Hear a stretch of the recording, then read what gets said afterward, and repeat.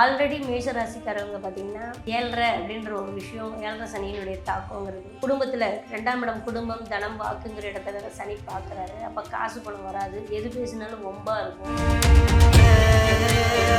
Already 12ஆம் இடத்துல சனியை உட்காந்துருக்காரு. அப்போ உட்காந்துருக்கும் போது என்ன ஆகும்னா காலு பிரச்சனை, கை பிரச்சனை, தலைவலி பிரச்சனை எல்லாமே ஆட்டோமேட்டிக்காக வரும். காசு கண்ணு அப்படின்னு சொல்லலாம்.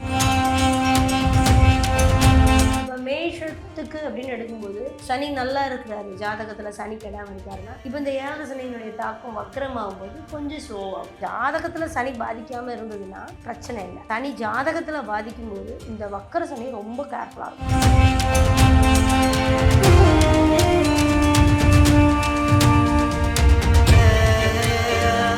மேஷ ராசி அன்பர்கள் மேம், இந்த மேஷ ராசி அன்பர்களுக்கு சனி வக்ரம் ஆறாரு அப்படின்னா என்ன மாதிரியான நல்ல விஷயங்கள்லாம் நடக்கும்? மேஷம் அப்படிங்கிறது ஆல்ரெடி மேஷ ராசிக்காரவங்க பார்த்தீங்கன்னா 7.5 அப்படின்ற ஒரு விஷயம் 7.5 சனியினுடைய தாக்கங்கிறது குடும்பத்தில் 2ஆம் இடம் குடும்பம் தனம் வாக்குங்கிற இடத்துல சனி பார்க்குறாரு. அப்போ காசு பணம் வராது, எது பேசினாலும் ரொம்ப இருக்கும். அந்த மாதிரி ஒரு தாக்கத்தில் இருக்காங்க. சாப்பாடு செஞ்சு வச்சா கூட அந்த சாப்பாட்டை கரெக்டான நேரத்துக்கு சாப்பிட முடியாது. அந்த மாதிரி ஒரு நிலை 2ஆம் இடத்தை சனி பார்க்குறதுனால இருக்கும். ஆல்ரெடி 12ஆம் இடத்துல சனியை உட்காந்துருக்காரு. அப்போ உட்காந்துருக்கும் போது என்ன ஆகும் அப்படின்னா காலு பிரச்சனை, கை பிரச்சனை, தலைவலி பிரச்சனை இது எல்லாமே ஆட்டோமேட்டிக்காக வரும். காசு கண்ணு அப்படின்னு செலவாகும் அவங்களுக்கு. மேஷத்துக்கு விரயஸ்தானத்தில் சனி இருந்தாருன்னா அது ஒரு வகையில் கேஸ் வரைக்கும் போகும். 12 சனி வந்து சிறைவாசம் லெவலுக்கு 12ஆம் இடத்துல சனி இருந்தது, அது பாதிக்கப்பட்டு திரிசூன்யத்தில் வக்கரத்தில் அஸ்தங்கத்தில் அப்படிலாம் இருந்துச்சுன்னா கம்பல்சரி வந்து சிறைவாசம் லெவலுக்கு போகும். அது இப்போ நடக்கிற அந்த வக்கர சனியில் அதுக்கு வாய்ப்பு நிறையா. சிறைவாசம் மீன்ஸ் என்னென்னா நம்ம ஏதாவது வண்டியை கொண்டு போய் விட்டுறது, யார் மேலேயாவது விட்டுறது, வண்டி காணாமல் போகிறது, போலீஸ் ஸ்டேஷன் போகிறது, அதுதான் அந்த காலத்தில் அது ஒரு பெரிய விஷயமா எழுதி வச்சுருக்காங்க. கண்டிப்பாக இன்றைக்கி சர்வசாதாரணமாக போச்சு. நீ பில் அனுப்பா ஃபைனை கட்டிட்டு போகிறீங்கிறாங்க போச்சு. அது வந்து அது சிறைவாசம் செல்லும் அளவுக்கு அது சனி கொடுக்கும் அப்படிங்கிறது. அதுதான் கம்பி, ஜெயில் கம்பி தான் அது சனி பகவான். அந்த கம்பின்றது கம்பி என்ன போகிறோம் அப்படிங்கிற மாதிரி. அப்போது இதெல்லாம் கொஞ்சம் இந்த சனி வக்கரத்தில் அவங்களுக்கு கொடுக்கும். இப்போ மேஷத்துக்கு அப்படின்னு எடுக்கும்போது இப்போ சனி நல்லா இருக்கிறாரு, ஜாதகத்தில் சனி கெடாமல் இருக்காருன்னா இப்போ இந்த 7 சனியினுடைய தாக்கம் வக்கரமாகும் போது கொஞ்சம் ஸ்லோவாகும். இப்போ ஜாதகத்தில் சனி பாதிக்காமல் இருந்ததுன்னா பிரச்சனை இல்லை. சனி ஜாதகத்தில் பாதிக்கும்போது இந்த வக்கர சனி ரொம்ப கேர்ஃபுல்லாக இருக்கும். 7.5 10ஆவதுக்கு இந்த ப்ராப்ளமும் சேர்த்து வரும். சுத்தமாக நடக்க முடியாத அளவுக்கு வண்டி வாகனத்தில் கீழே உள்ளது, நம்ம ஹாஸ்பிட்டல் ஐசியூ போகிறது, இது எல்லாமே சிறைவாசமாக இருந்தாலும் சரி, பெட் ரெஸ்டாக இருந்தாலும் சரி, ரெண்டும் ஒன்று தான். இயங்க முடியாமல் போவது, நம்மளை அரெஸ்ட் பண்ணி வைப்பது, இது நடக்கும். அப்போது யாரை அரெஸ்ட் பண்ண முடியாமல் ஒரு சிச்சுவேஷனை சனி பகவான் அரெஸ்ட் பண்ணவே முடியாத தெய்வம் எது அப்படின்னு எடுத்தோம்னா ஆஞ்சநேயர் விநாயகர் தான். அப்போது இவங்க 2 பேர்த்துடைய வழிபாடு அங்கே ரொம்ப முக்கியம். பைரவருடைய வழிபாடு. ஏன்னா சனி பகவான் கடைசிக்கு காலத்தோட கையில் கொடுத்துருங்கிறாங்களே, அதுதான் காலபைரவர். உன்னால் முடியாது, ஏற்கனவே சனி உன் ஜாதத்தில் பாதிக்கும். ஏன்னா இதில் ஒரு பெரிய விஷயம்னா மேஷத்தை பொறுத்த வரைக்கும் மேசராசியில் இயல்பாகவே சனி நீசமாகார். சனி நீசம்னாலே மேசத்தில் தான் தன்னை இழப்பார். அப்படி இருக்கும்போது அந்த அந்த ராசிக்கு சனியினுடைய பலம் ஆல்ரெடி பாதிக்கப்பட்ட சாபம் பெற்ற ஒரு இடத்துல இருக்கும் பொழுது இப்போ 7.5 வரும் பொழுது அவங்க ஜாதகத்தில் சனி பாதிச்சிருந்தா இந்த வக்கர சனி ப்ராப்ளத்தை கொடுக்கும்.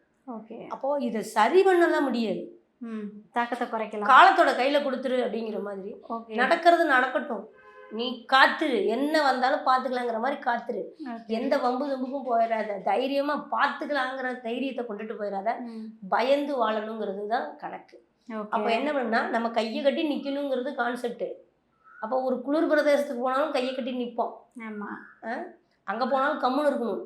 அங்கே போனாலும் சரக்கு அடிச்சுட்டு நம்ம வாட்டுக்கு ஜாலியாக சுற்றக்கூடாது, உல்லாசமாக சுற்றக்கூடாது. நம்ம ஒரு ரூமில் என்ஜாய் பண்ண போகிறோம்னா என்ஜாய் பண்ணுறதோடு நிறுத்திக்கணும்.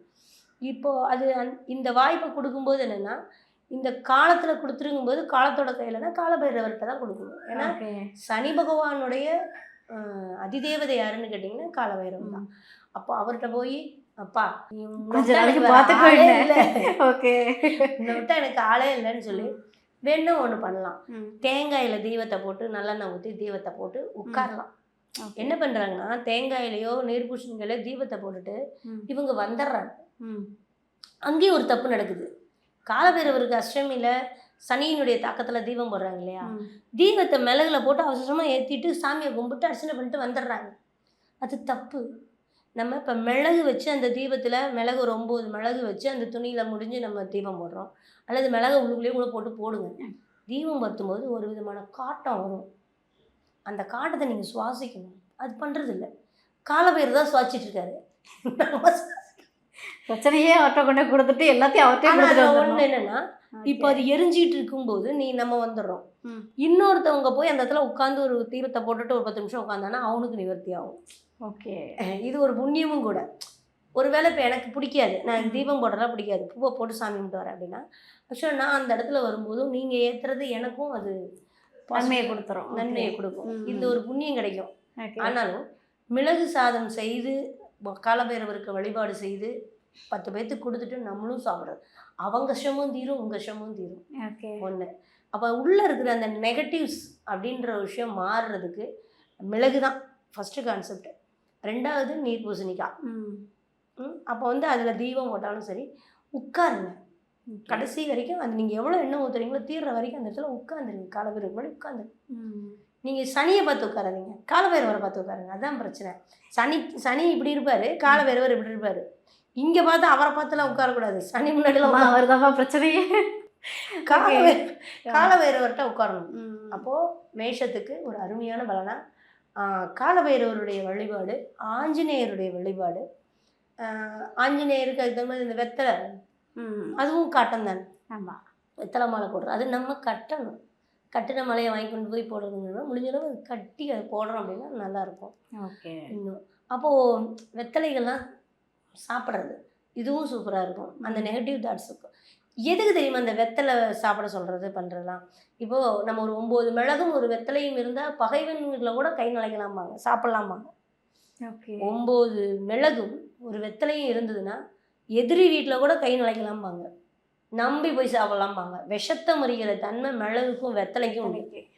என்னன்றனா அந்த அந்த உடம்புக்குள்ள அந்த உணவு குழாயில் இருக்கக்கூடிய விஷத்தன்மையை போக்குற பவர் மிளகுக்கும் வெத்தலைக்கும் உண்டு. அது ஒரு மாதிரி அந்த நீர் உருவாகும் இல்லையா, அது பூரா வெளில வந்துடும். அப்போ விஷமே முறிஞ்சு போயிடும்ன்றான். சூப்பர். ஹாஸ்பிட்டல் போகிற வரைக்கும் தாங்கும். அதனால வந்து இந்த மிளகுங்கிறது அதனால தான் மிளகு சாதம் சாப்பிடுங்க, வெத்தலை சாப்பிடுங்க. வெத்தலை ஆஞ்சநேயர் கட்டி போடுறது பெரிய விஷயம். நமக்குள்ளேயும் கொஞ்சம் எடுங்க போடணும். நீ சுண்ணாம்பு தடவி செவக்கலாம் வேண்டாம், வெறும் வெத்தலை நினைக்கலாம். அது ரொம்ப நல்லதாக இருக்கும். இது மேஷராசிக்கு உண்டான பலனாக இருக்கும். காலபைரவரோட சூப்பராக இருக்கும். அருமை மேம். அதான் மேஷராசிக்கு 7.5 சனி வேறு எப்படிலாம் நல்லா இருக்கும்னு கேட்டால் இல்லை பிரச்சனைலாம் இருக்கும், பிரச்சனையை அக்செப்ட் பண்ணிக்கிற மனநிலைக்கு வந்துடுங்க. காலபைரவரை கெட்டியமாக படிச்சுக்கிட்டிங்கன்னா சனி வக்ர நிவர்த்திலேருந்து கொஞ்சம் பாதுகாத்துக்கலாம். ஒரு அற்புதமான விஷயத்த மேஷராசி என்பவர்களுக்காக கொடுத்துருக்கீங்க மேம். Super ma'am.